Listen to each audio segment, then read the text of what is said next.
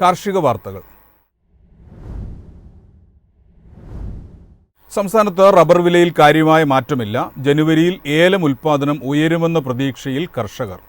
കുരുമുളക് വിളവ് കുറഞ്ഞേക്കും. Asian rubber അവധി വ്യാപാര കേന്ദ്രങ്ങളിൽ ഇടപാടുകളുടെ വ്യാപ്തി ചുരുങ്ങി. ന്യൂ ഇയർ ആഘോഷങ്ങൾക്കായി ഓപ്പറേറ്റർമാർ രംഗം വിട്ടതിനാൽ നിരക്ക് നേരിയ റേഞ്ചിൽ കയറിയിറങ്ങി. ഇതിനിടയിൽ അടുത്ത വർഷം റബ്ബർ കയറ്റുമതി 10% ഉയർത്താനുള്ള തയ്യാറെടുപ്പിലാണ് വിയറ്റ്നാം. മൊത്തം ഉൽപാദനത്തിന്റെ 67% ചൈനയിലേക്കാണ് അവർ കയറ്റുമതി നടത്തുന്നത്. പുതിയ സാഹചര്യത്തിൽ തായ്ലൻഡും വിയറ്റ്നാമും കയറ്റുമതിക്ക് മത്സരിച്ചാൽ അത് റബ്ബർ വിലയിൽ സമ്മർദ്ദം സൃഷ്ടിക്കാം. കേരളത്തിൽ ഇന്ന് റബ്ബർ വില കാര്യമായ മാറ്റമില്ല. പുതുവർഷത്തെ ആദ്യ റൗണ്ട് ഏലക്ക വിളവെടുപ്പിനുള്ള ഒരുക്കത്തിലാണ് നെല്ലിയാമ്പതിയിലെ ഏലത്തോട്ടങ്ങൾ. കീടബാധ ആക്രമണങ്ങളും വരൾച്ചയും മൂലം നടപ്പുവർഷം കനത്ത വെല്ലുവിളികൾ ഉയർത്തിയിരുന്നു. നിലവിലെ മികച്ച കാലാവസ്ഥ കണക്കിലെടുത്താൽ ജനുവരിയിൽ ഏലം ഉൽപാദനം ഉയരുമെന്ന പ്രതീക്ഷയിലാണ് വൻകിട ചെറുകിട കർഷകർ. ക്രിസ്മസ് വേളയിൽ തമിഴ്നാട്ടിലേക്ക് മടങ്ങിയ തൊഴിലാളികൾ വാരമധ്യത്തോടെ തിരിച്ചെത്തുമെന്ന കണക്കുകൂട്ടലിലാണ് തോട്ടമേഖല. മുഖ്യ ഉൽപാദന മേഖലയായ ഇടുക്കിയിൽ നടന്ന ലേലത്തിനെത്തിയ 43,223 കിലോഗ്രാം ഏലക്കയിൽ 42,158 കിലോയും വിറ്റഴിഞ്ഞു.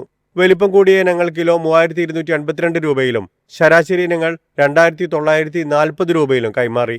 കുരുമുളക് അടുത്ത വിളവ് ചുരുങ്ങുമെന്ന വിലയിരുത്തലുകൾ മുൻനിർത്തി ആകർഷകമായ വിലയ്ക്ക് വേണ്ടി ഉൽപാദകരും മധ്യവർത്തികളും ചരക്ക് പിടിക്കുന്നു. ക്രിസ്മസ് വേളയിലും നാടൻ കുരുമുളക് കുറഞ്ഞ അളവിലാണ് വിൽപ്പനയ്ക്കെത്തിയത്. ലഭ്യത ചുരുങ്ങിയത് ഉത്തരേന്ത്യൻ വാങ്ങലുകാരെ അസ്വസ്ഥരാക്കുന്നു. അൺഗാർബിൾഡ് മുളക് 62,200 രൂപയാണ് വില. News desk MyFin TV.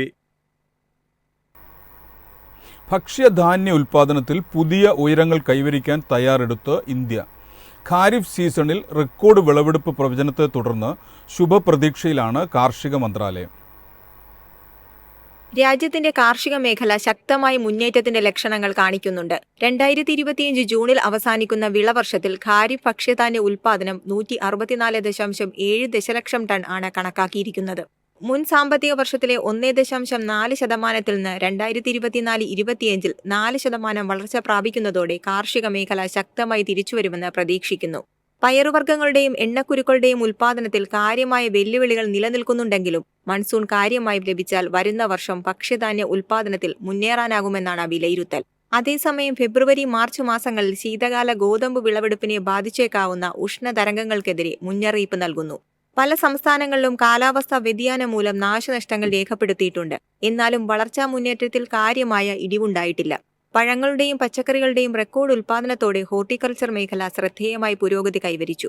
വിവിധ സർക്കാർ പദ്ധതികൾക്ക് കീഴിലുള്ള മെച്ചപ്പെട്ട കൃഷിരീതികളും സാങ്കേതിക വിദ്യയുടെ അവലംബവുമാണ് ഈ വിജയത്തിന് കാരണം. News desk MyFin TV.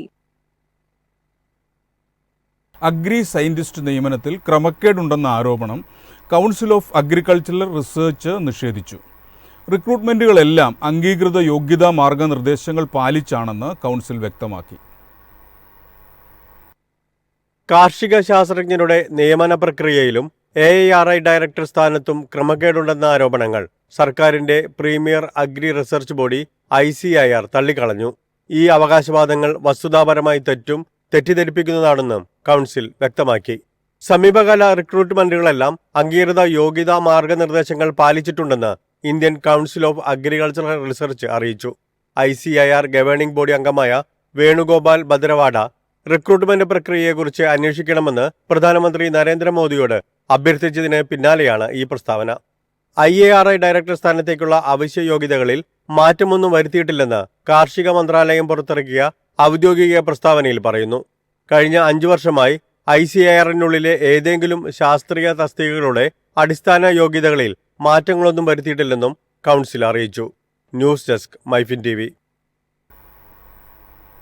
നാളികേരത്തിൻ്റെ വിളവ് വർദ്ധിപ്പിക്കുന്നതിനുള്ള പുനരുജ്ജീവന പരിപാടി നടപ്പാക്കി commission for agricultural cost and prices. കേരളത്തിൻ്റെ കേര ഗ്രാമം മാതൃക മറ്റു സംസ്ഥാനങ്ങളും ഏറ്റെടുക്കണമെന്ന് CACP.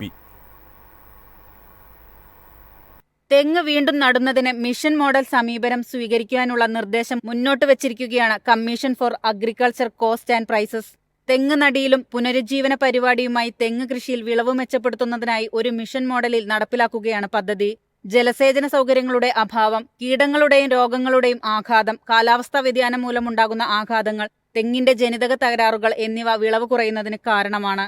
നാളികേര മേഖലയുടെ സമഗ്ര വികസനത്തിനായി കേരളം ആരംഭിച്ച പദ്ധതിയാണ് കേരഗ്രാമം.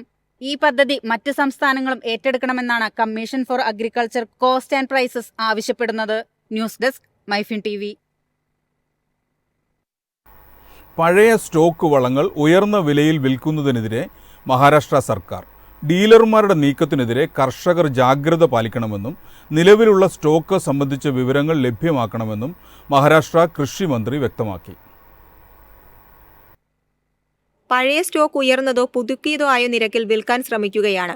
ഇത് കർഷകർക്ക് കനത്ത നഷ്ടം വരുത്തുമെന്നാണ് മഹാരാഷ്ട്ര കൃഷി മന്ത്രി മണി കൊക്കനാട് പറഞ്ഞു. രാസവള കമ്പനികൾ ഉൽപ്പന്നങ്ങളുടെ നിരക്ക് വർദ്ധിപ്പിക്കുമെന്ന് പ്രഖ്യാപിച്ചതിനു ശേഷം നിലവിലെ വളം ശേഖരണത്തിന്റെ കണക്കെടുക്കാനും മന്ത്രി ആവശ്യപ്പെട്ടു. നിലവിലുള്ള ഉൽപ്പന്നങ്ങളുടെ സ്റ്റോക്ക് എടുത്ത് ഗുണഭോക്താക്കൾക്ക് പഴയ നിരക്കിൽ വിൽക്കുമെന്ന് ഉറപ്പാക്കണമെന്നും മന്ത്രി ഉദ്യോഗസ്ഥരോട് നിർദ്ദേശിച്ചിട്ടുണ്ട്. വളം വാങ്ങുമ്പോൾ മൈക്രോ ന്യൂട്രിയന്റുകൾ വാങ്ങാൻ വളക്കമ്പനികൾ കർഷകരെ നിർബന്ധിക്കുന്നതായും പരാതിയുണ്ട്. ഇത് കർഷകർക്ക് അധിക ചെലവിലേക്ക് നയിക്കുകയാണ്. ഈ വിഷയം കേന്ദ്ര സർക്കാരിന് മുന്നിൽ അവതരിപ്പിക്കണമെന്നും മന്ത്രി വ്യക്തമാക്കി. News desk MyFin TV. കമ്പോള നിലവാരം. ഇന്നത്തെ കമ്പോള നിലവാരം: RSS 4 190, RSS 5 185, ലാറ്റക്സ് 127, ജാതിക്ക 360, ജാതിപത്രി 1900 മുതൽ 2000 വരെ, ഗ്രാമ്പു 900, അടയ്ക്ക 250, കാപ്പിക്കുരു 235, കൊക്കോ പരിപ്പ് 740, കുരുമുളക് ഗാർബിൾ 65200, കുരുമുളക് അൺഗാർബിൾ 63200, ഏലക്ക 2800 മുതൽ 2900 വരെ, വെളിച്ചെണ്ണ 21900, കൊപ്ര 17000, ചുക്ക് 32500.